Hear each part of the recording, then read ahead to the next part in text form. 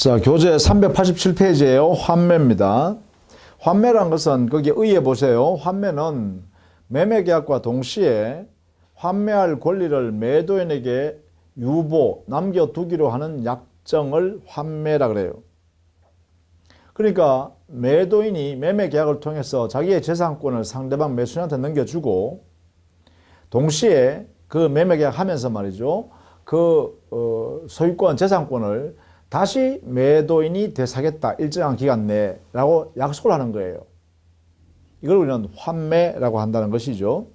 자, 환매의 법적 성질은 뭐 견해가 나뉩니다만 보통 환매권 자체가 해제권과 유사하다 이렇게 해석하고 있어요. 그러나 해제권이라고 하기는 좀 복잡하죠. 그래서 거기는 견해 대립이 있을 정도니까 그 정도로 알아두시면 됩니다. 환매가 뭔지를 알아두시면 돼요. 반드시 환매라는 개념은 매매와 동시에 해야 된다는 게 제일 중요해요. 환매는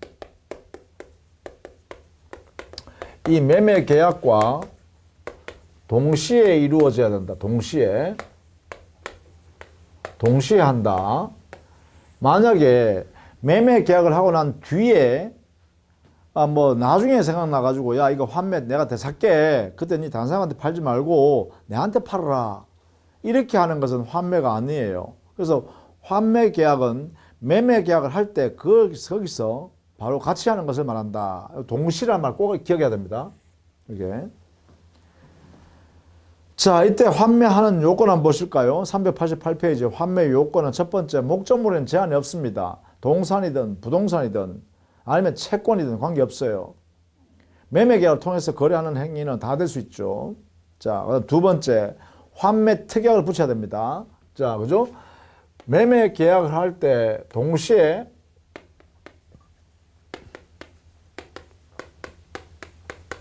환매 특약을 이렇게 붙이는 거죠. 동시에, 그죠? 이걸 하는 겁니다. 이 환매 특약의 내용은요, 환매 특약의 내용은 보통 이렇습니다. 환매할 수 있는 권리, 되찾아올 수 있는 권리인데요. 환매권 이것을 매도인에게 보류, 유보해 둔다. 보유한다는 거죠. 이렇게 약정하고 그 다음에 환매 대금을 일반적으로 정하고 환매 대금 이게요. 그 다음에 환매 기간 이것을 정합니다. 이 세 가지에 관한 약정을 우리는 환매 특약이라고 그래요. 일반적으로. 자, 그러면 환매 대금은 뭐냐? 환매 대금은 당사자끼리 약정하면 되죠. 특약에서 대금을 정하면 돼요.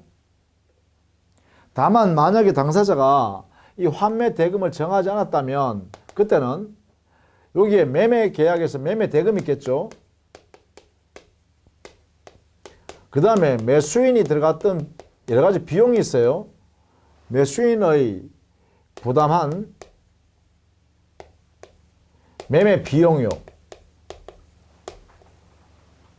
이 두 개를 합친 금액을 환매 대금으로 한다 이렇게 해요. 다만 이것은 임의 규정이죠. 임의 규정이니까 당사자 약정이 우선이에요. 약정에 의하여 그 대금을 정하는 것이 우선이고 약정을 하지 않았다면 그 다음 순위로 이렇게 매매 대금과 매수인이 계약에 의해서 들어갔던 모든 비용을 합산한 금액이다. 그 다음 환매 기간은요. 환매 기간은 당사자가 약정을 하면 되는데 이 약정이 일정한 제한을 받습니다. 기간의 약정의 제한이. 그게 뭐냐 하면 부동산의 경우는 5년 내까지만 인정해요. 5년을 넘지 못해요. 그런데 동산의 경우는 더 짧아요. 그죠? 3년을 넘지 못하도록 이렇게 놨죠. 이 안에서 정하라 이렇게 돼 있어요. 이 안에서 정하라. 이것은 성질상 환매권이라는 권리가 형성권이거든요. 형성권은 재산권입니다. 재산에 관한 권리니까. 물론 그러니까 양도 상속이 가능하죠. 양도 상속이 가능해요. 환매권 자체가요. 자, 그러면 이 환매권은요. 당사의 약정이 5년 내, 동산은 3년 내 이렇게 제한하되어 있는데 이 3년, 5년의 성질이 뭐냐? 형성권이니까 제척기간이다 이렇게 해석해야겠죠. 제척기간이다 이렇게 해석을 합니다. 이렇게 해석한다. 그럼 만약에 당사자가 부동산을 환매하면서 5년을 초과하면 5년으로 간주해버려요. 동산을 매매계약하면서 환매특약했을 때는 만약에 3년을 넘었다면 3년으로 간주해버려요. 또 당사자가 환매 기간을 정하지 않아 버리면 부동산에서는 5년으로 간주해 버리고 동산은 3년으로 간주해 버려요. 그리고 한번 이 환매 기간을 정해 버리면 다시는 연장할 수 없어요. 이 기간 내일지라도 연장할 수가 없다라는 것이에요. 이게 환매 특약이다. 환매 특약. 자, 그러면 환매 특약 이 내용 있잖아요. 환매권 특히 그죠? 이 환매권은 부동산의 환매다. 근데 이 매매 계약과 환매 특약이 부동산을 대상으로 이루어졌다라고 하면 이때는 환매권의 등기가 가능해요. 등기. 환매권 등기가 가능해요. 이게 가능해요. 자, 그러면 말입니다. 요 환매권 등기는 어떻게 해야 되냐? 이거는요. 요게 매매 계약에 의한 소유권 이전 등기 하겠죠. 이 이전 등기 할 때 요 등기도 동시에 해야 합니다. 동시에 환매권 등기를 해야 합니다. 이렇게. 반드시 이렇게 해야 돼요. 반드시. 그러니까 동시란 단어가요. 두 번이에요. 매매계약과 동시에 환매특약의 등기를 해야 되고 그 다음에 소유권 이전 등기, 매매계약이 하여 부동산일 때 소유권 이전 등기 했을 때 동시에 환매 등기를 해야 돼요. 이때 환매 등기는 환매권자가 매도인이다라고 등기하는 거죠. 자, 이때 이 환매 등기는 부기 등기합니다. 이 소유권 등기에 딱 붙여서 하는 거예요. 이렇게. 부기 등기 형식으로 한다. 이렇게요. 환매 등기는 소유권 이전 등기와 동시에 해야 되고 그래서 이 소유권 이전 등기에 부기 1호 이렇게 해서 딱 붙인다는 거예요. 이게 부기 등기란 거예요. 자, 이렇게 등기하면 제3자한테도 대항할 수 있겠죠. 제3자한테도 대항할 수 있다. 이렇게 되겠죠. 자, 이런 내용을 환매라 그래요. 환매. 자, 환매를 하게 되면 환매권 행사를 한번 해보죠. 이제 환매했으니까 두 번째 환매를 행사해 봅시다. 행사. 자, 환매 행사는요, 389페이지예요.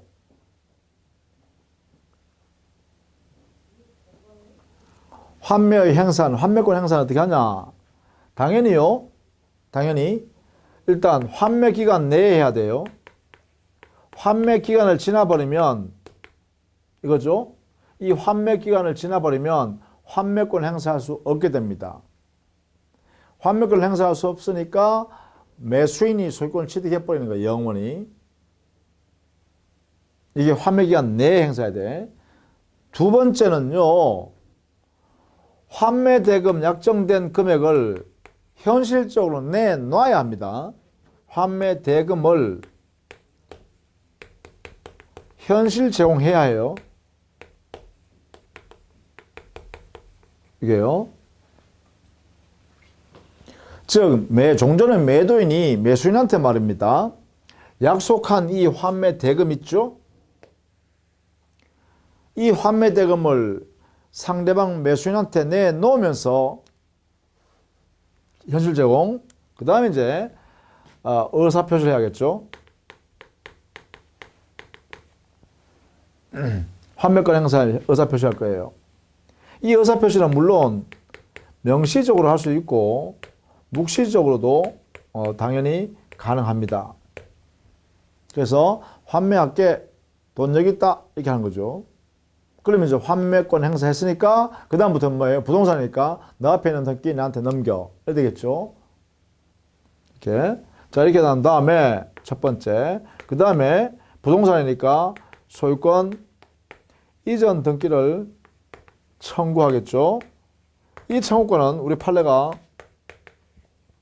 환매권자가 야 소유권 등기 나한테 넘겨 이렇게 할 때 이 등기 청구권은 아직 소유권자가 아닙니다. 환매권 행사했다고 소유권 되는 게 아니니까 이때는 환매권자가 소유권 이전 등기 청구권을 통해서 소유권 이전 등기해 와야 소유권 지대하기 때문에 이거는 우리 법상으로 채권적 등기 청구권이다. 이렇게 해석해요.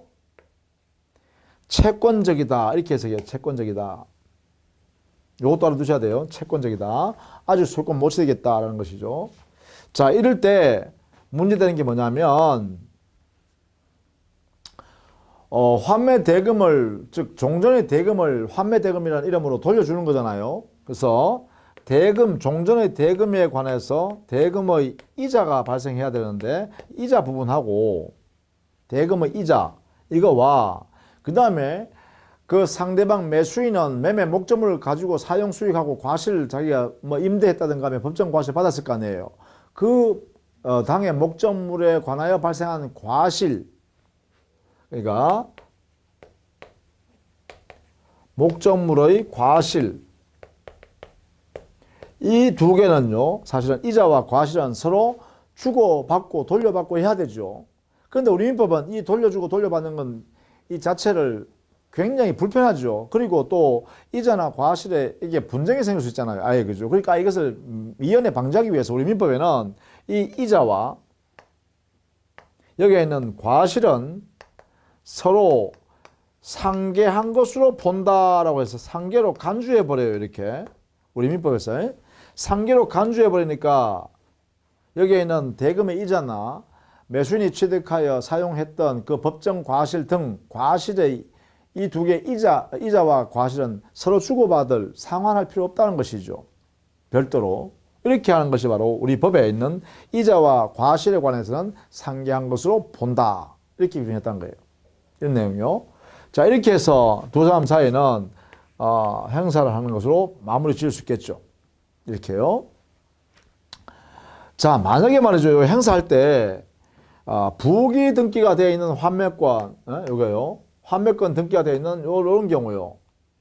이런 경우에 만약에 매수인이 자기가 소유권을 가지고 있다가 제3자한테 처분해 볼 수 있겠죠. 그 부동산을. 그죠? 그러면 제3자가 소유권을 가질 수 있어요. 전득자. 그럼 이때 매도인은 환매권을 가지고 매수인한테 환매권 행사해야 되느냐 아니면 제3자인 전득자, 지금 현재 그 부동산 소유권을 가지고 있는 전득자한테 직접 행사하는 거냐, 이게 문제되는데 여기에 환매권 등기가 되어 있는 그러한 상태라면 이 등기를 행사하는 것은 바로 누구한테 행사한다? 의사표시를.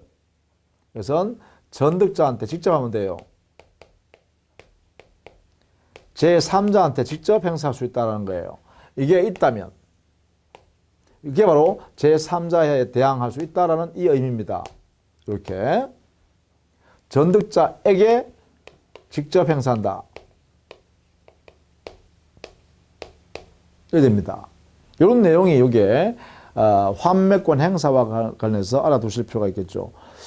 자, 공유 지분도 환매 대상으로 삼을 수 있어요. 똑같은 법리로 하면 되는데 환매권 행사하기 전에 공유물 자체가 분할되면 어떻게 될까? 분할됐다면 환매권은 그 대상으로 삼는 것이 뭐냐 이 말이죠. 이것은 바로 그 환매권의 대상이 되는 지분권을 양수받은 산 사람이, 매수인이 분할로 인하여 취득한 그 부분을 또는 그가 받게 될 대금을 바로 환매의 대상으로 삼는다. 이렇게 하고 있어요. 우리 민법에. 그죠? 명문으로 해놨어요. 자, 그러면 이 환매 제도를 사례 문제로 잠깐만 설명해 보면 이렇게 되겠죠. 자, 갑이 자기 건물, 이게 아마 한 10억 정도 가는 건물인데 자기가 지금 현재 돈이 좀 급하게 필요하니까요. 을한테 이 건물을 7억에 매매 계약했어요. 매매 계약하면서 여기에 매매 계약할 때 환매 특약을 한 거죠. 환매 약정을 했습니다. 이렇게. 이 환매 약정을 하면서 어떻게 했다 하면 5년 내에 환매 약정입니다. 5년 내에 대금은 자 7억이니까 5년 했으니까 내가 9억을 줄게. 9억을 돌려줄게. 이렇게 해서 환매하기로 한다. 이렇게 약속했어요. 요게 매매 계약할 때 이렇게 같이 동시에 했다 이 말이죠. 이렇게 동시에 이렇게 했다. 요게 뭐예요? 요게 환매 약정이에요. 자, 이리고 한 다음에 여기 있는 갑이 이 건물 소유권을 대금을 7억을 받고 여기에 소유권 이전 등기 이렇게 등기 이전하겠죠. 이전 이렇게 놨을 겁니다. 그리고 건물도 여기 와 있겠죠. 이렇게 자, 그럼 여기는 건물이 없어지고 소유권도 없었습니다. 이렇게. 자, 이때 이 환매권 등기된 요 내용, 환매권 갑에게 있다는 요 내용을 여기 소유권 이전 등기할 때요. 요때 같이 환매권 등기를 이렇게 할 수 있겠죠. 환매권 등기. 자, 요때도 여기 소유권 이전 등기와 환매권 등기를 뭐 한다? 동시에 이렇게 해야 된다. 이 말이죠. 요게 환매 등기죠. 요게 환매 등기, 환매권 등기예요. 자, 요때 환매권 등기는 부기 등기 형식으로 한다 그죠? 부기 등기. 이렇게. 자, 소유권 이전 등기 할 때 요게 부기 1호 이렇게 쓴다는 거죠. 부기 1호. 이게 만약에 3번 등기면 3번 부기 1호 이래 놨죠. 이렇게 해서 등기부에 가치를 붙여 놓는다. 자, 이런 상태에 있다가 말입니다. 이제 드디어 5년이 접어왔어요. 5년이 다 돼가니까 여기에는 갑 환매권자죠. 이 사람이 환매권자 갑이 자, 만약에 을이 이렇게 소유권을 그냥 갖고 있으면 을한테 환매권 행사해서 여기에는 소유권 이전 등기를 해가면 되죠. 이렇게 그게 이제 되는데 만약에 이 을이라는 사람이 자기가 돈이 또 필요하니까 만약에 병한테 이렇게 소유권을 양도했어요. 소유권 등기를 넘겨줬어요. 이렇게 이전해주고 건물을 여기가 있겠죠. 이렇게 있을 겁니다. 병이. 자, 이렇게 제3자죠. 뭐 전득자 해도 좋습니다. 여기가 있다. 그럼 이런 상태에서 5년이 접어들어서 갑이라는 사람이 환매권을 드디어 행사할 때 얘한테 행사해야 되냐 아니면 을한테 행사해야 되냐 바로 직접 이렇게 행사한다라는 것이에요. 직접 이렇게 행사한다는 거예요. 환매권 행사를. 야, 나 환매권 행사할게. 돈 5억 여기 있다. 돈 9억 여기 있다. 자, 이때 환매권 행사할 때는 반드시 요 범위 안에서 해야 되죠. 요 범위 내에서 직접 행사해야 되죠. 그래서 현실적으로 9억을 제공하면서 해야 됩니다. 이렇게 하면 이 소유권은 갑한테로 이전 등기해야 된다는 거죠. 이런 이야기 되죠. 이게 바로 환매제도다라는 것이에요. 이게 환매제도다. 자, 요 내용들을 여러분 이해해 두시면 되겠다라는 것입니다. 자, 환매. 특히 환매제도는요. 환매제도는 돈이 급할 때 금전 융통하는 모습의 하나의 모습이에요. 이걸 우리는 매도담보다 이렇게 표현하기도 하죠. 자, 390페이지에 환매 효과 볼까요? 기본적 효과는 환매의 법적 성격에서 해제권 유보부 매매를 보는 견해에 따르면 바로 해제권 행사와 유사하다라고 보는 거죠. 다만 우리가 해석할 때는 환매권 행사하고 나서 소유권을 다시 이전 등기해 와야 된다 이렇게 했습니다. 이때 환매권 행사할 때는 꼭 반드시 보세요. 환매 기간을 지켜야 되고 그 다음에 현실적으로 환매 대금을 제공해 줘야 되죠. 여기 돈 내놔야 된다 이랬습니다. 자, 기타 효과 볼까요? 기타 효과 보면 목적물의 과실과 대금의 이자는 그래요. 특별한 약정이 없는 한 상기한 것을 본다 했죠. 야, 여기도요. 조심해야 될 게 언제나 상기한 것을 본다가 아니라 달리 정할 수는 있죠. 당사자 약정으로 달리 정했다면 그 정한 대로 효과가 발생하지만 아무런 약정을 하지 않았다면 과실과 이자는 상기한 것으로 봐버리기 때문에 민법상 서로 과실 내놔라, 이자 내놔라 할 수는 없다는 것이죠. 약정을 하지 않았다면 이렇게 된다는 것이죠. 자, 의미도 이해해 두시기 바랍니다. 그 다음에 니은에 보시면 매수인이나 전득자가 목적물에 대하여 비용을 지출한 때에는 매도인은 203조의 규정에 의하여 이를 상환해야 한다. 이건 당연합니다. 그죠? 점유자의 비용 상환 청구권에 근거해서 다 적용된다는 것이죠. 자, 그 다음에 재매매 예약이라 했죠. 이 재매매 예약은 재매 뭐예요? 매매 계약을 하고 나서 다시 매매 계약하는 거죠. 이 말은 뭐냐? 매도인이 매수인이 되고 매수인이 매도인이 되는 그러한 두 번째 매매예요. 재매매는. 그죠? 첫 번째 매매, 1매매. 이렇게 해서 여기에 이때는 매도인이 갑이었고 여기는 매수인이 을이다. 이렇게 해서 매매 계약을 했단 말이에요. 그리고 나서 두 번째 재매매예요. 그럼 이때 두 번째 매매는 여기에 매도인은 을이 되고 매수인은 갑이 되겠죠. 이렇게 되는 형태의 매매 계약이 재매매 계약이에요. 이렇게. 자, 그런데 이렇게 계약을 해버리면 되는데 이걸 재매매를 하는데 이렇게 재매매 하기로 예약을 했다 이 말이에요. 그러면 우리는 매매 예약 배웠잖아요. 예약 완결권이 발생하는 그러한 관계죠. 예약 완결권. 그죠?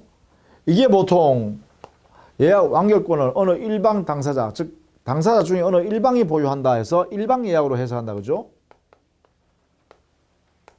그래서 일방 예약의 우리 민법 태도는 추정이다 이렇게 했죠. 일방 예약의 추정으로 해석한다 이렇게요. 그래서 일방 예약의 추정이니까 이거의 원리에 따라서 하는 거죠. 그럼 이거는 이 재매매 예약이란 요거는 환매와 차이가 뭐냐?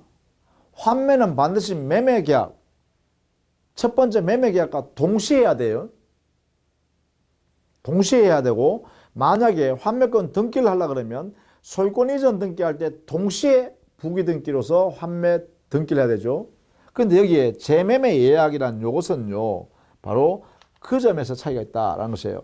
이 재매매 예약은 이 매매 계약과 반드시 동시에 할 필요는 없다 이 말이죠. 동시에 하지 않았을 때 재매매 예약이 되는 거예요. 예컨대 어제 매매 계약을 체결해가지고 소유권 넘겨주고 다 했어요. 어제. 그리고 오늘 와서 생각해보니까 매도인이 야, 한 3년 뒤에 내가 다시 사야겠는데. 근데 매수인도 3년 뒤에 주면 이거 내가 샀는 거 팔아 먹어야겠는데 이렇게 생각하더란 거예요. 그래서 오늘 다시 이제 이 매도인이 매수인을 만나가지고 야, 어제 내가 네한테 소유권 넘겨준 거 있잖아. 그거 3년 안에 내가 다시 살 테니까 그거 내한테 다시 팔아라. 다른 사람한테 팔지 말고 내한테 팔아라. 이렇게 했네요. 그러니까 어제 산 매수인이 알았어. 그러면 내가 안 그래도 3년 안에 내가 팔아야 되는데 잘 됐다. 내가 그때 네한테 팔게. 이게 뭐예요? 이게 바로 재매매 예약이란 거예요. 다시 매매 계약을 하기로 미리 약속해 둔 거죠. 이렇게요. 그래서 그러면 그래. 그럼 매도인 네가 내한테 팔았잖아. 네가 그때 3년 되기 전에 네가 내한테 산다고 예약해라. 그럼 내가 네한테 넘겨줄게. 이렇게 하겠죠. 그 예약 완결권 누가 가지고 있는 거예요? 그래, 매도인, 종전의 매도인이 예약 완결권을 가지고 있는 거죠. 이렇게요. 그게 재매매 예약이에요. 그러니까 동시에 하는 게 아니죠. 동시에 매매 계약을 하는 게 아니라는 거예요. 두 번째 매매를 이렇게 약속하는 거죠. 자, 이때요. 이 예약 완결권은 만약 부동산이 있으면 이 예약 완결권 등기할 수 있죠. 이 등기를 어떻게 한다 했죠? 부기 등기가 아니라 가등기로 해라 했죠. 가등기.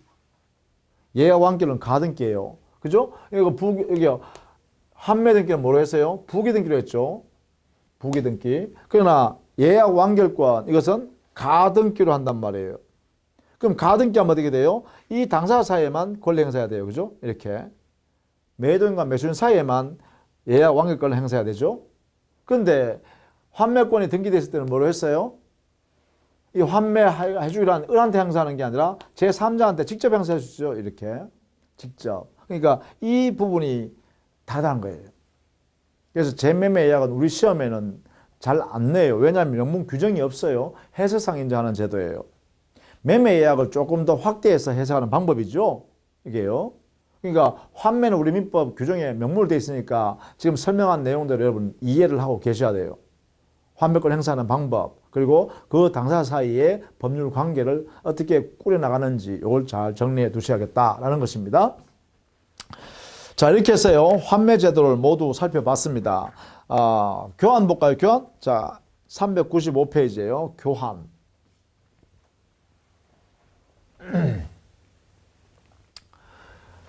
교환은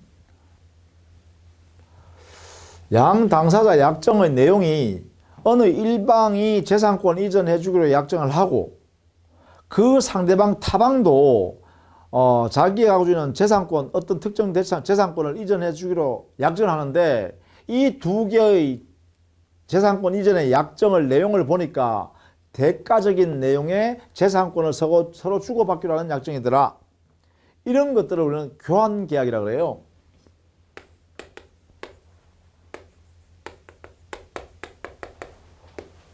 자, 교환계약은 예컨대 이런 거죠. 갑은 건물이 5채가 있기 때문에 건물 10억짜리 건물을 이 소유권을 자기는 토지가 필요하니까 토지를 내한테 줄 사람이 없는가 찾아봤더니 마침 을은 토지가 많은 사람이에요. 그러니까 토지 한 10억짜리 토지를 위치도 갑이 생각하는 그 장소에 있고 해서 둘이가 만났네요. 만나가지고요. 갑이 을한테 이렇게 제시했어요. 야, 내 이 건물 10억짜리 건물 있잖아. 이거 내 소유권 내가 넘겨줄 테니까 너 토지 소유권 내한테 넘겨주면 안 되겠니? 이렇게 하니까요. 이 을이요. 안 그래도 을은 뭐예요? 토지는 많은데 건물이 없단 말이야. 근데 건물을 하나 갖고 싶었는데 마침 적당한 장소에 있는 갑의 소유 건물을 내한테 주겠다는 거예요. 그럼 나는 뭐예요? 그만한 대가적 급부인 토지를 마침 갑이 가지려 하니까 갑을 주면 되겠죠? 그러면 이렇게 약속하면 되겠죠. 을은요. 좋아. 내가 이 토지 소유권을 내가 넘겨줄게. 소유권. 이거 넘겨주겠다. 이렇게 약속한 거예요. 이렇게 둘이가 약정을 하는 거예요. 약정. 여기는 건물 소유권이라는 재산권을 넘겨주기로 약정하고 여기는 토지 소유권을 이전하기로 이렇게 약정하는 거예요. 이러한 두 개의 약정이 합치가 되면 이게 바로 교환계약이다라는 거예요. 교환계약.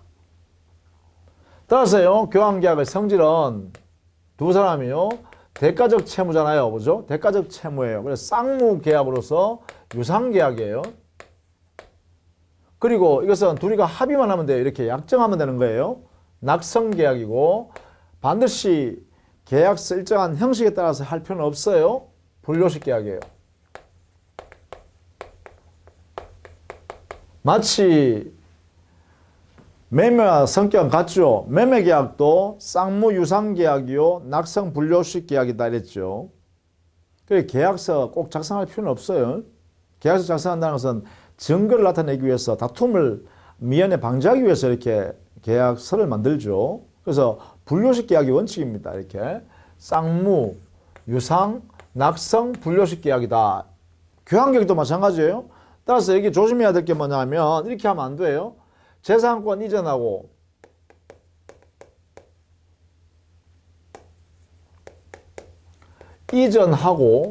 그 타방도 재산권 이전함으로써 교환계약이 성립한다라고 하면 틀린 말이에요. 여기에 이전하고 이렇게 하는 게 아니에요. 뭐라고요? 이전할 것을 약정하고 이전할 것을 약정함으로써 계약이 체결되는 거예요. 그래서 낙성계약이라는 거예요. 용물계약이 아니다 이 말이에요. 요물계약이 아니란 뜻이에요. 조심해야 됩니다. 용어에서 차이가 크다는 법적 성격이 달라지고요. 자, 이렇게요. 자, 그러면 이 교환계약에 그러면 도대체 이 성격으로 보면 매매와 같은데 매매와 차이점이 뭐냐?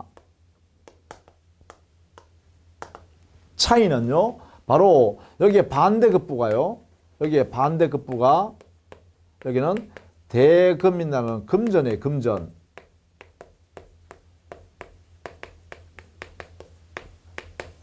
그죠? 매매에서는